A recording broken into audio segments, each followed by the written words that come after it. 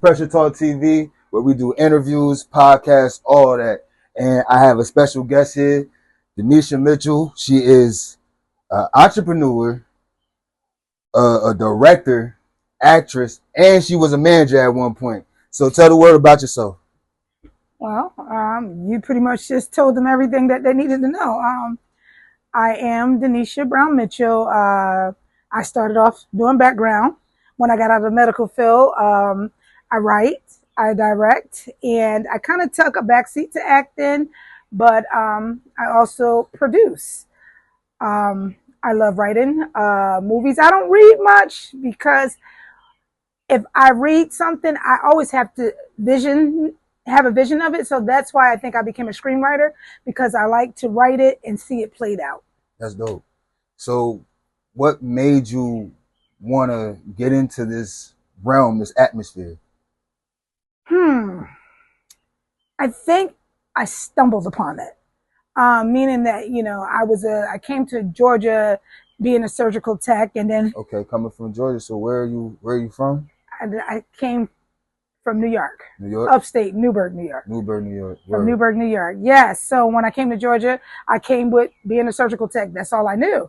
And then COVID hit, and then TikTok was born. Okay. Once TikTok was born, I started playing around on there, doing silly things. And before you know it, I had like 10,000 followers. And people was like, girl, I think you missed your calling. And then COVID hit. I said to my husband, hey, you think I can stay home for a little bit with the kids? We didn't know what was going to happen with COVID. Surgeries was getting low. He said, why not? And that's when this whole thing was born. I wanted to try to act. So I was putting in all different auditions, and I started getting a lot of background work, and I loved what I seen. Okay. But a lot of things too, the world doesn't know that you used to be a manager. You used to actually manage me at one point. Y'all don't know that. She used to manage me at one point. You feel me? And I'm not gonna lie, it was a crazy ride. A lot of ups and downs. So can you tell us about that? Because listen, what I know about you, you're an entrepreneur, you're a go-getter. What made you want to even step into the entertainment business, period? I mean, look where we're at. Yeah. We did not come from a small town in New York City to just be regular, right? Facts. We're in Georgia. We're in the new Big Hollywood. If we wanted to be regular, we could have stayed up top, right? Exactly.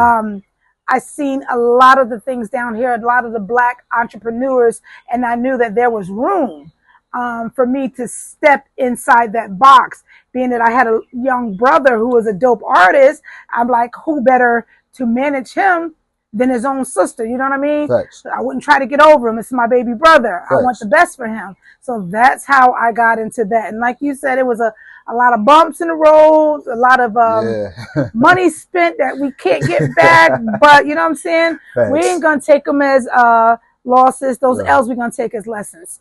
So I just knew that after that, I wanted to be in this entertainment world. I wanted to do something in it. I just didn't know what.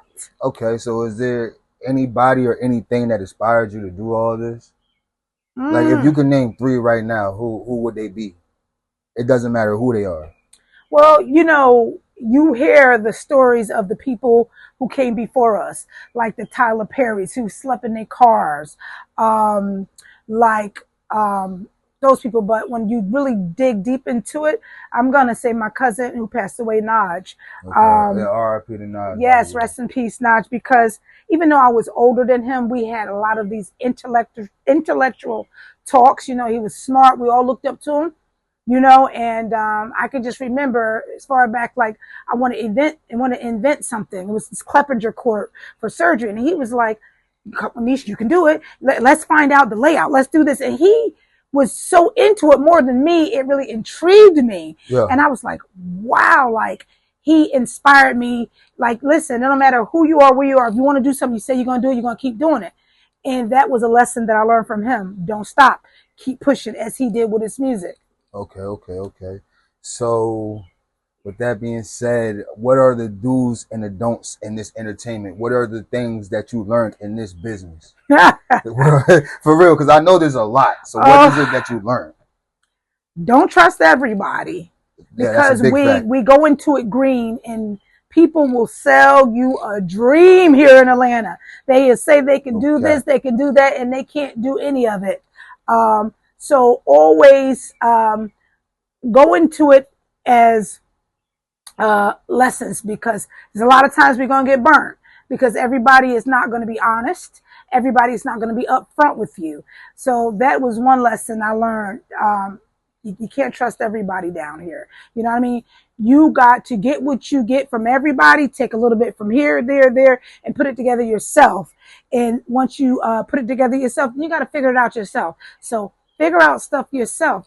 Listen to people. Be quiet. Sit in the rooms. Observe. Take in all that you can take in. So now you have enough information that you can go and you can research and start figuring things out yourself. Okay. All right. So I got another question. If you could talk to your younger self, what would you tell her? If I can talk to my younger self, Yeah, that's the question, isn't um, I mean, right now, I never knew that I would be sitting here, to be honest with it? you. I never knew that I would be making movies. And young girl from Newburgh, New York, that's not what I wanted to do. We was out in those clubs partying, right? And if I could speak to my younger self, it would be the same things that I tell my children, my daughters, my son. You can be anything that you want to be in this world. Just believe it. Keep focus on it. Have faith. Believe in the things that you don't see. Because people are going to tell you you can't.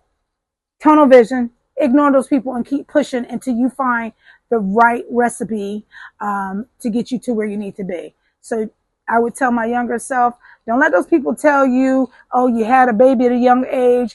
You ain't going to be nothing. You're going to be stuck in this little town. You're going to be working minimum wage.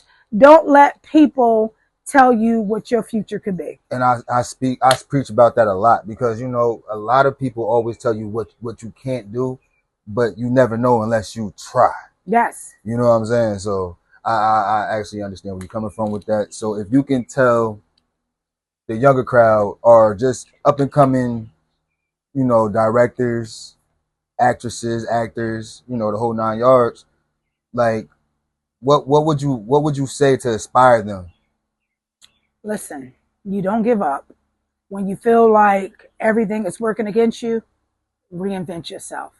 Come up with something else. Think of another ideal. Start working on the ideal within the same realm of things. Like if you want to be an actor and you're like, I'm trying to get actor, think out the box. Maybe if that's not working, start jotting things down, start writing things down, because you never know where it will take you. Just keep reinventing yourself, reinventing yourself.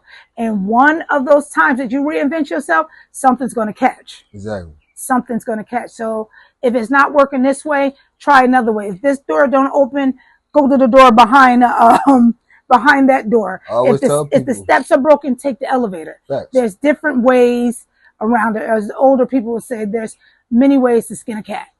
Okay. Yeah. Yeah. So that's all that I have to say. And, you know, questions I had to ask. I appreciate you for even letting me have the opportunity to talk to you. To be honest, I'm going to end this like this. You have been a great inspiration to me.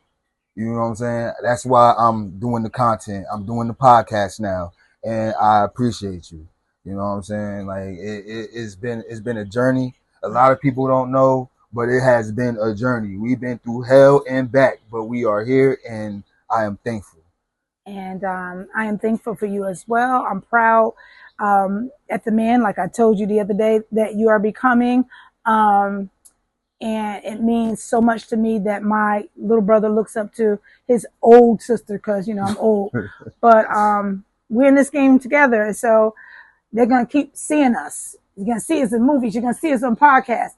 You're going to see Venus Kids. And thank you for believing in me. Ooh. Hold on. I'm sorry. Is there anything that we need to look forward to? Like any movies, shows? Oh yeah, you know, I've been a little quiet lately. But yes, so guys, I don't know by the time this come out, one of my movies, I partnered with a bigger distribution company, And so they're putting it out on a higher scale. And I've been very, very quiet with that. So you'll see that coming soon. Not to mention in a couple of weeks, we're doing our very first premiere on another movie that we finished, which was written it was my cousin Tashawn's idea, Uno Freche on Instagram. And he called me and said, hey, cousin, jump on this with me. And I became a co-writer with him. And we shot that thing, y'all. And now it's also getting picked up. But we're going to try to get this premiere done before it gets picked up. But God has been working in the background. So we got a lot of things coming, but I learned to sit still and be quiet. Yeah. That's definitely how you got to move. But yeah, like I said, I appreciate you, and we're gonna close this. This is Pressure Talk TV, the first interview. I got many more coming, and a whole bunch of other stuff. So just be on the lookout.